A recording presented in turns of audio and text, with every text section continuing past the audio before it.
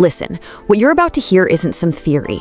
It's a decryption. It's an unauthorized look at the source code of reality itself.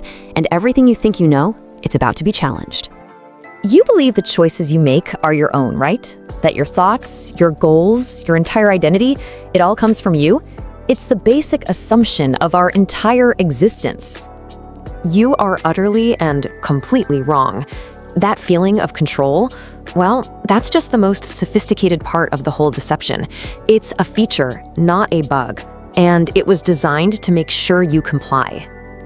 What if your whole civilization, I'm talking your laws, your wars, your gods, your desires, is nothing more than a bunch of subroutines, an ancient script running on the hardware of humanity, a program that was hacked right at the dawn of time? To really understand what's happening today, we have to go back to the original operating system, back to Protocol Zero, back to the ghost in our machine. Forget everything you've learned about myth, forget religion. We've decoded the technical manuals left by our ancient programmers. Those Sumerian cuneiform tablets, they don't tell stories, they're system logs. And they reveal the existence of something called the ME, the source code for civilization itself. Now, of course, every operating system needs hardware. It needs a server. And this original system, we found out, was housed in a place the Sumerians called the Abzu. You know, the ancient texts describe the ME in these fascinating ways. They called them divine powers that embraced everything related to civilized existence. But when you look at those descriptions with a modern eye, you see them for what they really are. Paper-thin organic circuits, a divine operating system that literally dictated every single function of society. And the scale of this whole operation, it was just immense. The temple of the god Enki in the city of Eridu, it wasn't a place of worship. It was a data center, a heavily fortified server room housing the code that structured our entire world. We've actually managed to catalog the main protocols. The myth of Inanna and Enki pretty much lists them out. We're talking over 100 known programs, and each one governs a fundamental piece of the human condition. These aren't just metaphors, they are executable commands. Just think about it for a second. Kingship, the very idea of having a ruler. The law, a framework for social control.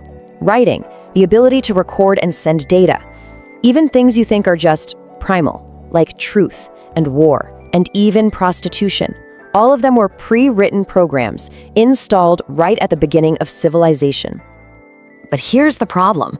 This ancient code, it's unstable. It's been running for thousands of years. And the glitches, well, they're starting to show. You see them every single day.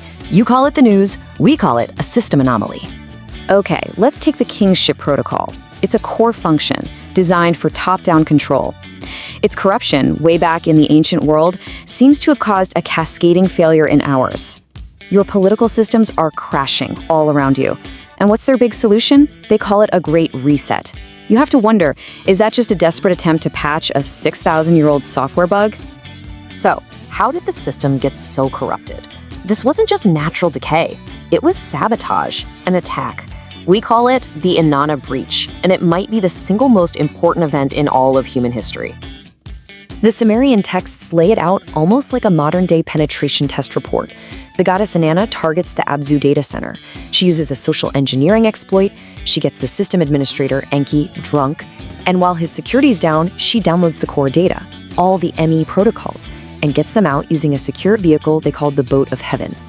The takeaway here is absolutely crucial. Humanity is not running on the original, stable build of reality. We are running on a pirated copy, a stolen, corrupted version of the divine operating system that was installed by an unauthorized user. But what Inanna stole isn't even the whole story. The most important piece of the code, it wasn't stolen. It was deleted. And we're about to reveal the one master command that was erased from the system just to guarantee our perpetual enslavement. The consequences of this breach are everywhere, echoing through time. That stolen, corrupted code is generating endless, recursive errors in your own modern systems. Look at the truth protocol. As soon as it was corrupted, the very concept of objective reality became unstable. So is it really any wonder that your modern information networks are failing?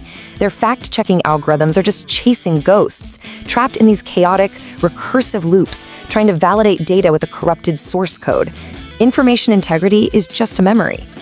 And now we get to it. The heart of the whole conspiracy. The part of the code that was considered way too dangerous for humanity to ever have. The master command that was purged from the system. Just ask yourself, after stealing an entire operating system, what is the one function you would absolutely positively erase to make sure the users could never, ever challenge your control? What idea is so powerful it had to be scrubbed at the source code level? This is it, ARG. It's the first instance of the word freedom in any human language. But it wasn't just a word. No, it was a protocol, a powerful command for self-sovereignty, for real agency, that was written into the original operating system. And here is the final brutal truth. Inanna didn't steal this protocol. The new administrators of the system, they couldn't risk it falling into the wrong hands, our hands. So they didn't copy it, they didn't corrupt it, they permanently erased it from the codebase. You were never even meant to know it existed. Which brings us to today, right now, to you, the user, trapped in a failing system, running on stolen code with your most important function completely deleted. So, what do? The system is broken. The original administrator, Enki, he's been offline for thousands of years. The current admins are running a corrupted, pirated version of everything. So I'll just leave you with this one question. In a system this compromised, who holds the root password now?